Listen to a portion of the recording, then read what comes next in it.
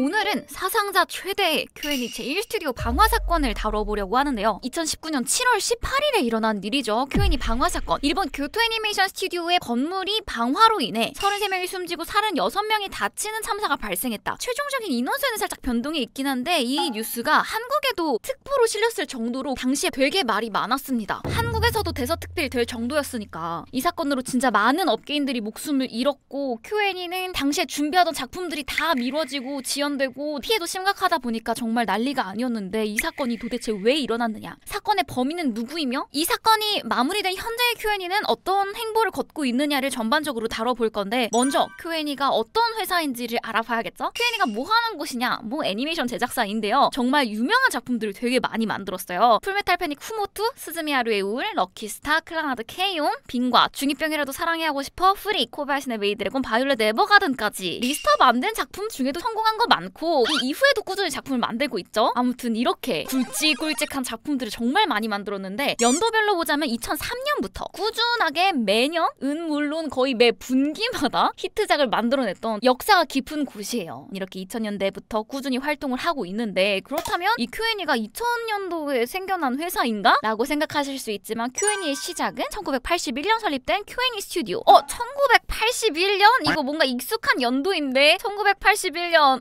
가이낙스 할 때 나왔던 가이낙스의 전신 다이콘 필름, 몇 명의 대학생 크리에이터들이 모여가지고 만든 동인 서클이라고 했잖아요. 아니 이것도 1981년도인데 도대체 이 1981년도에 무슨 일이 일어났던 거지? 일본 내에서 애니메이션 붐이 일어나기 시작했던 시기였던 걸까요? 아무튼 다시 Q&A 이야기로 넘어와서, Q&A 스튜디오를 설립을 한 거는 당시 만화의 신이라고 불리던 사람이 있었습니다. 데즈카 오사무라고 정말 유명하신 분인데, 이분의 대표작으로는 철원 아톰이 있죠. 이 데즈카 오사무 스튜디오에서 근무하던 여성 직원 한 명이 스튜디오를 나와서 인근에 살던 주부들을 모아 만든 게 바로 이 Q&A 스튜디오입니다. 이들이 했던 건 뭐냐면 하청 일을 맡아 했었는데, 주로 채색 마무리 작업을 도맡아 하던 하청 스튜디오였어요. 그러다가 1985년에 본인의 남편을 사장으로 세워서 Q&A 유한회사를 설립하게 되죠. 이때도 마찬가지로 하청 작업 위주로 진행을 했습니다. 당시에 어떤 작품들을 참여를 했냐면 마녀배달부 키키, 붉은 돼지, 이거 두 개는 지브리 작품입니다. 그 다음에 TV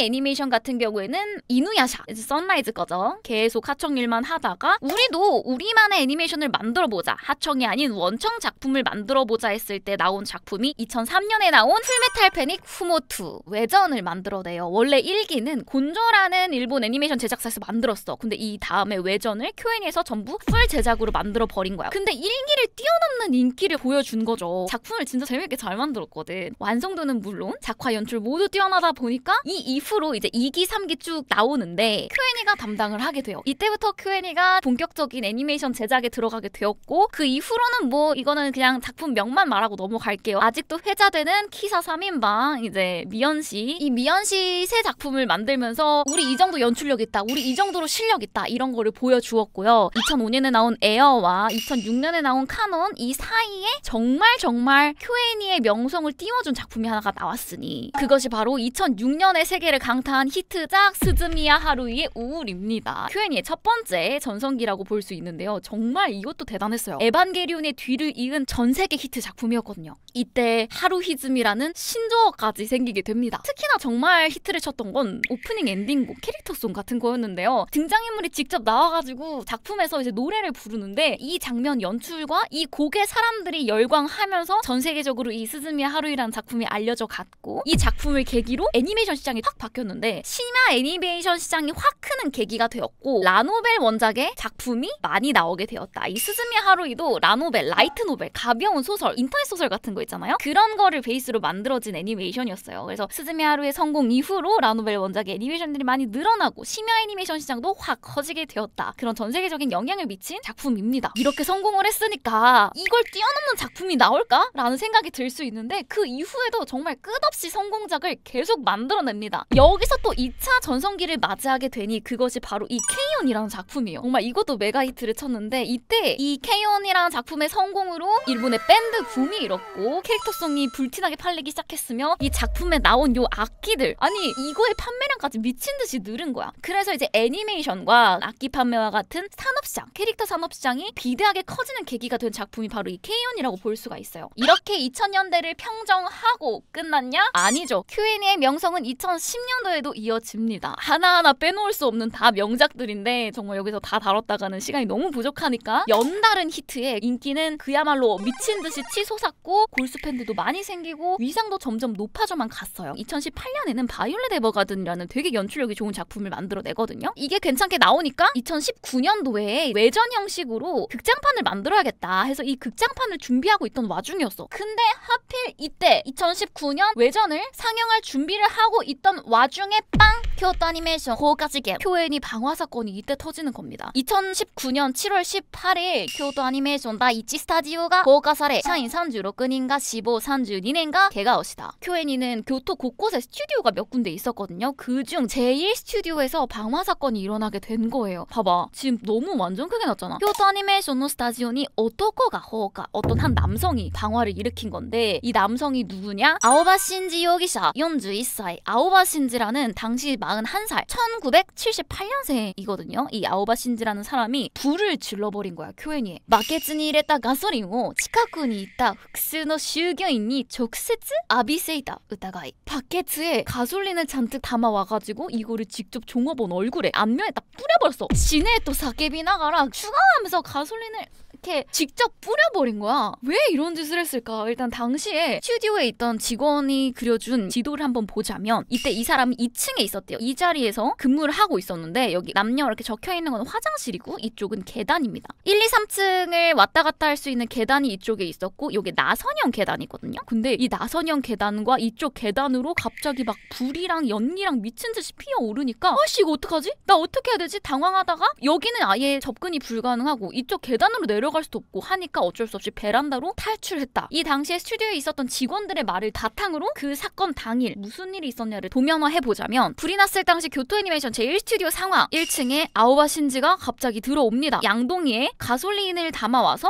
근처에 있던 남성 직원들에게 가솔린 이렇게 부은 다음에 시네라고 외치면서 불을 붙였대요. 그랬더니 이 나선 계단을 통해서 불꽃이 화르륵 피어올랐고 불꽃만 피어올랐겠어? 연기도 미친 듯이 올라갔겠죠? 그러니까 아비규환이 된 거야. 1층에 있던 사람들은 어떻게 해? 당장 도망가야 되잖아요? 일단 여기 화장실 창문으로 탈출한 사람이 몇 명이 있었고요. 몇몇은 현관문으로 탈출을 했어. 1층은 이렇게 탈출을 할 수가 있었는데 2층에 있는 사람들은 어떻게? 이 나선 계단과 이 계단 쪽으로 미친 듯이 연기랑 불길이 피어오르고 있으니까 도망칠 곳이 없잖아. 그러니까 아까 이 직원이 말해줬던 것처럼 베란다를 통해 탈출을 합니다. 창문으로. 그래서 그나마 1층과 2층에 있던 사람들은 빠져나올 수 있었어. 근데 문제는 3층이었는데 몇몇은 이 계단을 통해서 2층으로 내려와서 2층에 있었던 사람들이랑 같이 여기 베란다로 탈출을 할 수 있었거든요. 근데 대부분이 처음에 어떤 생각을 했냐? 옥상으로 나가야겠다. 옥상으로 탈출해야겠다 생각을 한 거야. 그래서 옥상으로 향했어. 다행히도 옥상의 문은 잠겨있지 않았다? 열려 있었다? 근데 문제가 뭐냐면 연기 때문에 시야가 완전히 차단이 되고 내부 온도는 점점 높아져 가고 숨은 가빠오고 하다 보니까 이 문 앞에서 나가지 못하고 여기서 생을 마감할 수밖에 없었던 거야. 많은 사람들이. 게다가 이 사건에 휘말린 대부분의 사람들이 연령대가 2030, 20대, 30대 젊은 청춘이에요. 플러스 굵직한 메인 작품들을 담당하고 있었던 실력 있는 간판 애니메이터들, 감독들, 이사까지 핵심 인력들이 이 방화 사건에 휘말리고 맙니다. 부상자 중에는 한국인도 한 명 있었다고 하더라고요. 이 당시 연기의 움직임 시뮬레이션을 한번 봤을 때 불난 것도 무서운데 더 무서운 건 뭐야? 순식간에 솟구칠 수밖에 없었던 이 연기. 화재 발생 15초 만에 연기가 이 정도 차올랐는데 불과 15초밖에 지나지 않았는데 건물 전체가 거의 연기에 휩싸였고 지금 이거 온도 보세요. 온도가 30초 만에 이렇게 점핑이 됐다니까? 이렇게까지 불이 걷잡을 수 없도록 퍼진 거는 이유가 몇 가지가 있는데 첫 번째, 여기가 목조 건물입니다. 불에 잘 탈 수밖에 없는 상황이었어. 목조 건물이었고 두 번째, 이 나선형 계단. 자 봐봐. 이 계단을 통해서 불이 그냥 화르르 올라가 버리니까 확산 속도가 걷잡을 수 없었다고 해요. 또 세 번째가 뭐냐면 스프링쿨러가 없었어.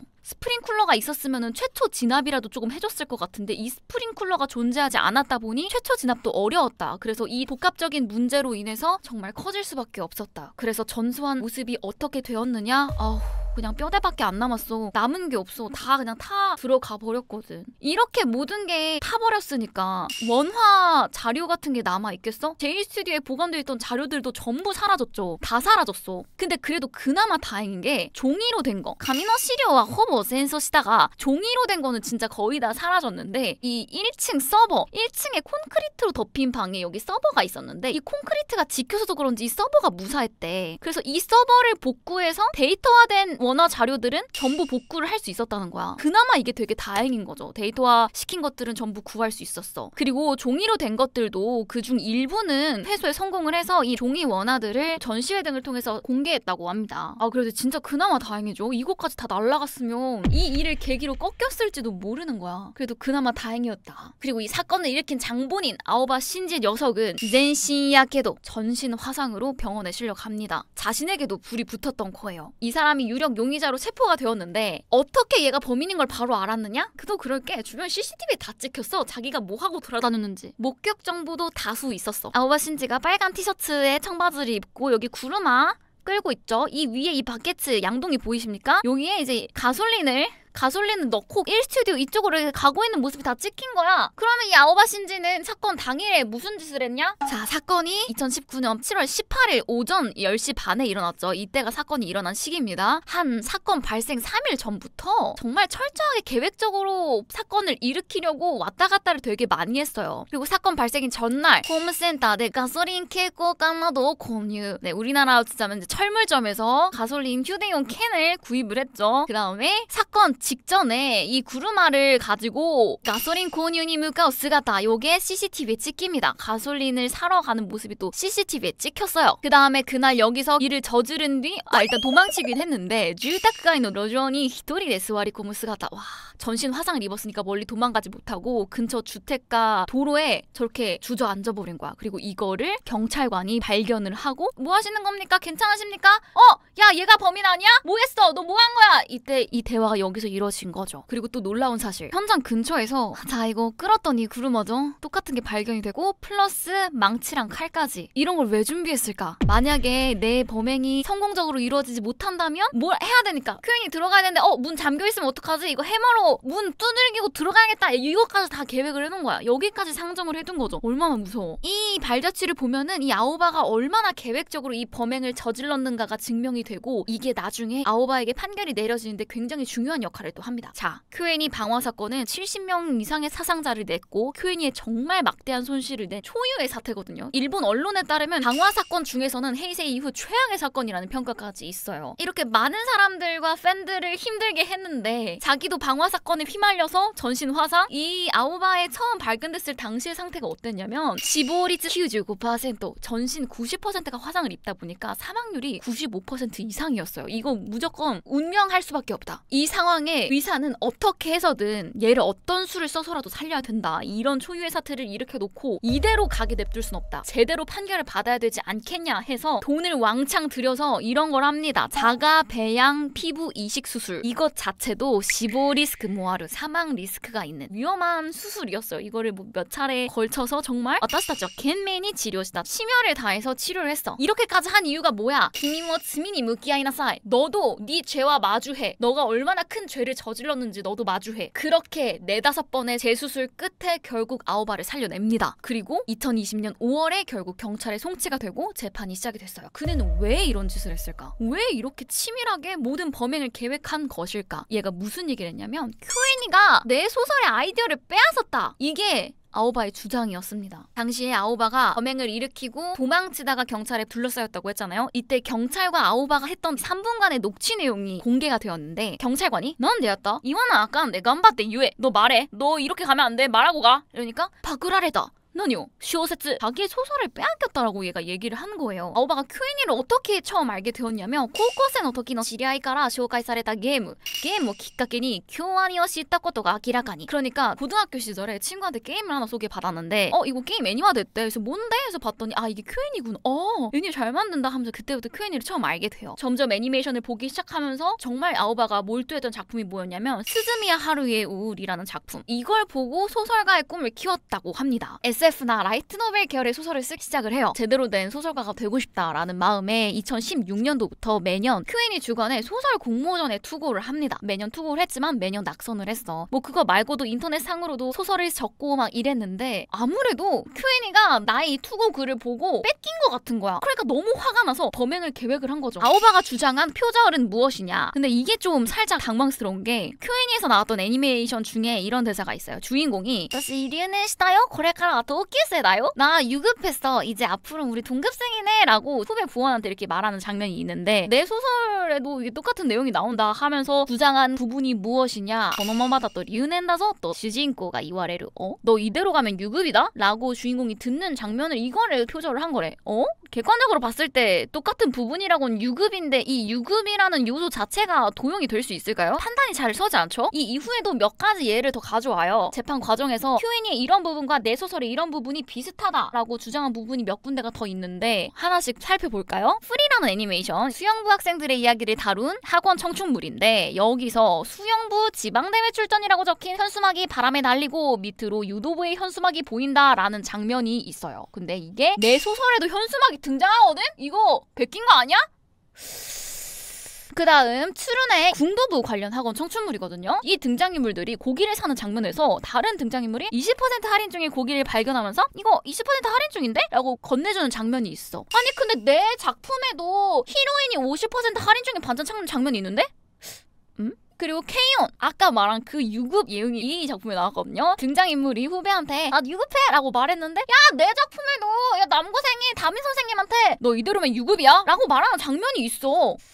뭔가 이상하죠? 이 이후로도 아오바가 주장한 것들이 뭔가 하나씩 다 이상해요. 내 소설 아이디어를 뺏어갔다니까? 라는 말에 대해서 큐엔이는 저희 남의 아이디어 뺏는 그런 회사 아닙니다 라고 대답을 했고요. 갑자기 개뜬금없이 소설 공모전에 야 너네 어둠의 인물이 압력 넣고 있는 거 알거든? 어둠의 인물 있는 거 알거든? 아 저기 그런 거 없는데요? 나 그리고 당황하면서 지네라고 말한 적 없어. 아니 이미 많은 사람들이 들었는데요. 당신 무표정으로 다가왔잖아요. 뭔가 계속 어긋나고 있죠? 예측이 가지 않나요? 아오바에게는 망상장애가 있었습니다. 어릴 적부터 아오바가 가정 환경이 그렇게 좋지 않았어요. 뭐 부모님과의 관계도 있고 형제 간의 관계도 좋지 않았고 여러 일들이 있다 보니까 이 친구가 성격적인 장애를 입고 망상장애가 조금 있었는데 잠시만 망상장애?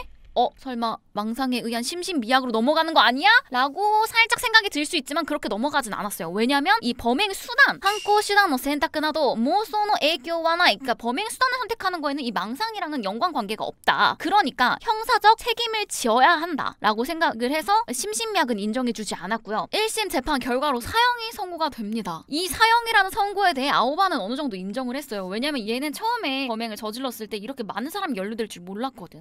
한두 명 정도만 연루되고 끝났을 줄 알았는데 생각보다 너무 많은 사람들이 피해를 입었고 내가 정말 큰일을 저질렀고 그 부분에 대해서는 인정을 했다고 해요. 이 1심에서 나왔던 판결문 내용을 요약을 해보자면 먼저 첫 번째, 그래 너가 불우한 가정사에서 자란 건 알겠어. 그리고 이게 너의 성격 형성에는 영향을 주었을 수 있지만 이것이 이번 사건과는 연관 짓기는 어려울 것 같아. 왜냐면 성인이 되면서 알바와 학연 일도 하면서 일상생활을 잘 해오던 애였고 사회생활도 계속 해왔던 애였어. 그리고 사건을 일으킨 것 41살이었기 때문에 불우한 가정사가 미칠 수 있는 영향은 한정적일 수밖에 없다. 그리고 두 번째, 너가 망상성 장애를 가지고 있다는 것도 인정. 오케이, 알겠어. 그리고 이 망상이 너의 범행의 동기에 영향을 주었다는 점은 인정을 합니다. 큐엔이가 내 소설을 빠꾸리 했어! 라는 이 망상 때문에 안 되겠다, 복수해야겠다라는 그 동기에 영향을 주었다는 부분까지는 인정을 해. 하지만 이 망상이 범행의 수단 선택, 이게 제일 중요한 부분이거든요. 너가 어떤 범행을 일으키고 한 선택에는 영향을 주지 않았다는 거야. 왜냐면 망상이라고 하기엔 너가 너무 치밀하게 준비를 했거든. 가솔린을 사고 며칠 전부터 답사를 하고 이 모든 과정, 이 수단을 선택하는 것, 이 과정을 선택하는 건 전부 아오바의 의지였다고 판단을 내렸기 때문에 너가 범행을 일으킨 것에 망상은 영향이 거의 없다. 그러므로 이 부분은 인정해줄 수 없다. 그리고 세 번째, 무거운 형벌을 내린 이유는 36명이라는 소중한 생명을 앗아갔고 34명이 큰 고통을 받았으며 이 모든 게 계획적으로 이루어졌다는 점에서 죄질이 매우 무겁기 때문에 판결을 내린다라고 재판소는 결정을 내립니다.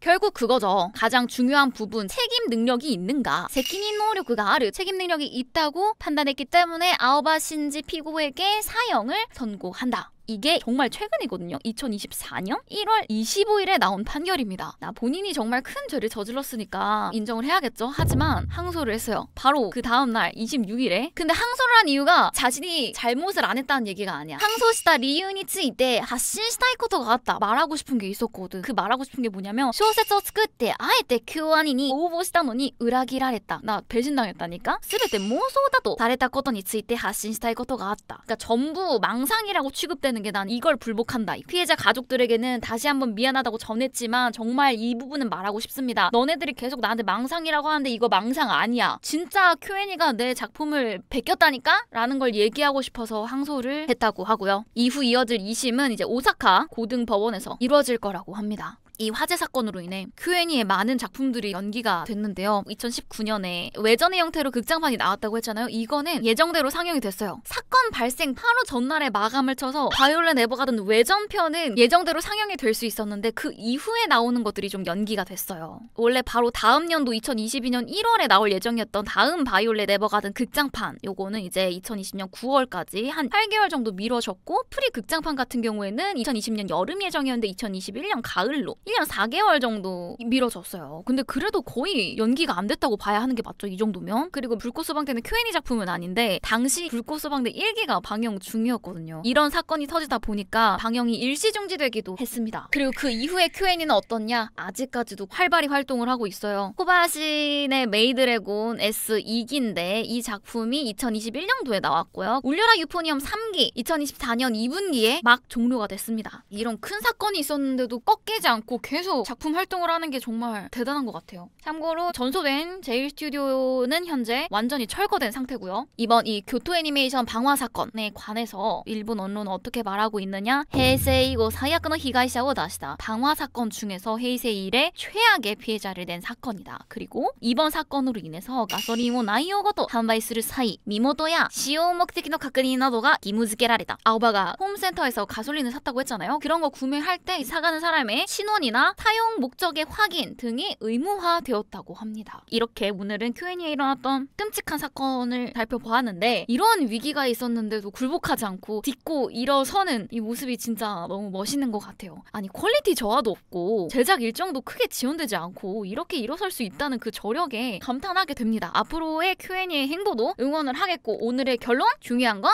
꺾이지 않은 마음!